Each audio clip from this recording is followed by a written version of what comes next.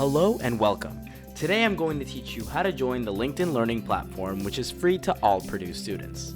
The first step you want to take is visiting the LinkedIn Learning homepage, hovering over the sign in button, and click it. Then you'll enter your @purdue.edu email address, as you'll have an opportunity to connect your personal address later on in the process.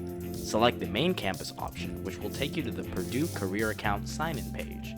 Enter your username and password and go through the Duo Mobile verification process. Then you'll be able to start customizing your LinkedIn Learning experience.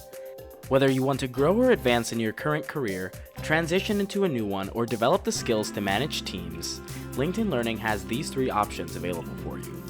Once you find the one you're happy with and click continue, you'll be able to connect your personal LinkedIn account. One of the benefits of this is that many courses have micro-credentials which appear directly on your profile.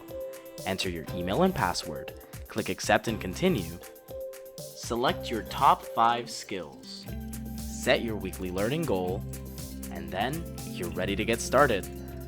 Explore the platform and have fun learning.